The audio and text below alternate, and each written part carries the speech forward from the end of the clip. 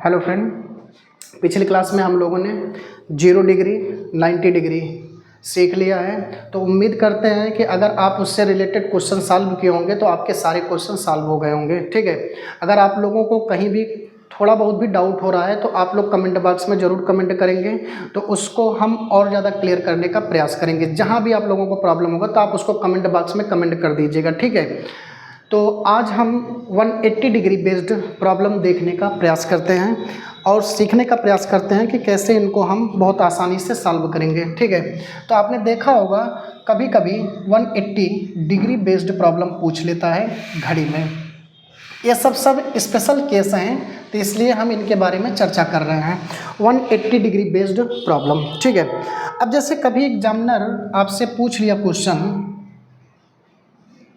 कि 3 और 4 के बीच 3 और 4 के बीच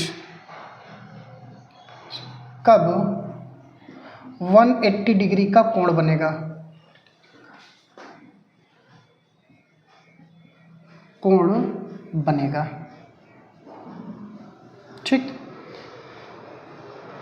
अगर कभी आपसे ऐसा क्वेश्चन पूछ लिया जाए कि कब 180 डिग्री का कोण बनेगा, तो मेरे भाई मेरे दोस्त, सबसे पहले आपको ये मालूम होना चाहिए कि 180 डिग्री का कोण हर घंटे में कितनी बार बनता है। तो मैं आपको यह बता दूं कि जो 180 डिग्री का कोण है वह प्रत्येक घंटे में एक बार बनता है, लेकिन 2 टाइम स्लॉट ऐसे हैं जिनके बीच 180 डिग्री का कोण नहीं बनता है। तो वह टाइम स्लॉट आपका 5 और 6 है। 5 और 6 के बीच में आप देखेंगे तो 180 डिग्री का कोण नहीं बनेगा। 6 और 7 है, 6 और 7 के बीच में अगर आप देखेंगे तो आपको 180 डिग्री का कोण बनता हुआ दिखाई नहीं देगा। लेकिन जब मैं यही दोनों घंटे को मिला दूं, 5 और 7 के बीच में पूछूं, तो 5 और 7 के बीच में एक बार आपको 180 डिग्री का कोण बनता हुआ दिखाई देगा, वह भी एग्जैक्ट 6 बजे। जब 6 बजेगा तो आप देखेंगे कि दोनों सुइयां बिल्कुल एक दूसरे के क्या होती हैं, अपोजिट होती हैं या बिल्कुल स्ट्रेट लाइन में होती हैं। ठीक है, जब दोनों सुइयां एक दूसरे के अपोजिट होती हैं तो आपको मालूम है कि 180 डिग्री का कोण बनता है। ठीक है, तो ये चीज़ आप अपने दिमाग में सेट कर लो कि 5 और 6 के बीच में, 6 और 7 के बीच में 180 डिग्री का कोण नहीं बनता। लेकिन जब दोनों घंटे को मिला दिया जाए तो मतलब 5 और 7 के बीच में पूछा जाएगा, तब आप बताएंगे कि सर एक बार बनता है, वह भी कहाँ बनता है, जब 6 बजता है एग्जैक्ट, तब आपका 180 डिग्री का कोण बनता है। नहीं तो ऐसे हर घंटे में एक बार आपका 180 डिग्री का कोण बनता है। ठीक है, तो अगर आपको इतनी चीज़ें समझ में आ गई तो आइए अब हम 180 डिग्री के क्वेश्चन को कैसे फटाफट सॉल्व करते हैं वो चीज़ें मैं आपको सिखाने का प्रयास करता हूँ। ठीक है, तो ज़रा ध्यान से सुनेंगे। कभी भी अगर आपसे 180 डिग्री का क्वेश्चन पूछा जाएगा तो सेकेंडों में सॉल्व करने के लिए आप अपने दिमाग में सेट कर लो कि time is equal to 60/11 small time plus minus 6, small time plus minus 6। अब देखो कब प्लस करते हैं कब माइनस करते हैं, आइए अब हम इसको ज़रा देखते हैं। देखो, if small time is greater than 6, then apply minus। तब हम क्या करते हैं, हम माइनस अप्लाई करते हैं। लेकिन अगर यदि आपका स्मॉल टाइम जो है, आपका स्मॉल टाइम 6 से छोटा है, तब हम क्या करेंगे, देन अप्लाई प्लस। तब हम क्या अप्लाई करेंगे, प्लस अप्लाई करेंगे। ठीक है, आप स्पेलिंग पर नहीं जाएंगे, आप बस चीज़ों को देखेंगे समझेंगे। ठीक है भाई, अब यहाँ से आपको ये चीज़ें समझ में आ गया कि अगर जो स्मॉल टाइम है वो 6 से बड़ा है तो आप माइनस वाले फार्मूले का यूज कर देना।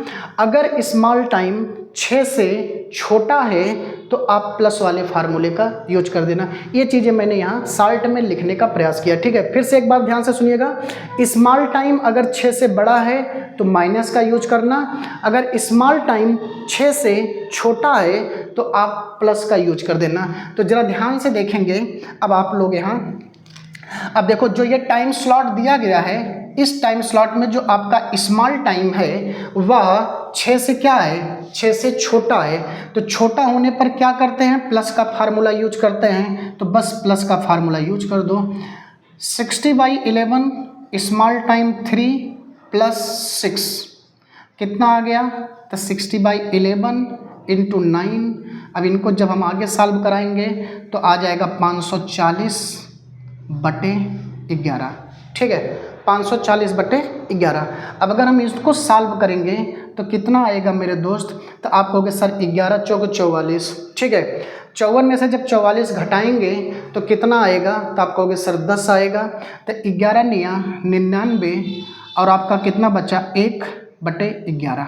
और ये जो आएगा वो आएगा मिनट में। ठीक है, ये आपका आंसर जो आएगा किस में आएगा, मिनट में आएगा। ठीक है, तो आपको क्या देखने को मिला, तो आपको देखने को मिला कि जो इसका आंसर आया वह आया 49 सही 1/11 मिनट। अब अगर हम प्रॉपर इनको लिखें तो इसका आंसर होगा 3:49 सही 1/11 मिनट। ठीक है, 49 सही 1/11 मिनट, ये आपका आंसर है। ठीक है, तो हम उम्मीद करते हैं कि ये चीज़ें आपको बहुत अच्छे से समझ में आ गया होगा। कभी भी अगर 180 डिग्री बेस्ड क्वेश्चन पूछा जाएगा तो आप इसका यूज करके सेकंडों में अपने क्वेश्चन का आंसर कर दीजिएगा। ठीक है, हम आपको सिखा रहे हैं, समझा रहे हैं, इसलिए थोड़ा सा टाइम ले रहे हैं। ठीक है, अगर हमें सिखाना ना होता तो हम इसको ओरल कर देते। ठीक है, तो सिखाने में थोड़ा सा टाइम लगता है। तो आप लोग अगर सीख जाएंगे तो इसके लिए आपको कॉपी कलम उठाने की ज़रूरत नहीं पड़ेगा। ठीक है, तो हम उम्मीद करते हैं कि ये चीज़ें आपको अच्छे से समझ में आ गया होगा। तो आप इससे रिलेटेड क्वेश्चन को सॉल्व करिएगा। अगर कोई भी प्रॉब्लम होगा तो आप बताइएगा। ठीक है, अगर समझ में आ गया है तो मैं एक क्वेश्चन आपके लिए लिख दे रहा हूँ, आप लोग उसका आंसर कमेंट बॉक्स में कमेंट करेंगे। अब जैसे आपसे क्वेश्चन पूछ लिया जाए कि 8 और 9 के बीच कब 180 डिग्री का कोण बनेगा, तो आप लोग इसका आंसर कमेंट बॉक्स में कमेंट करेंगे। Okay, thank you, bye bye.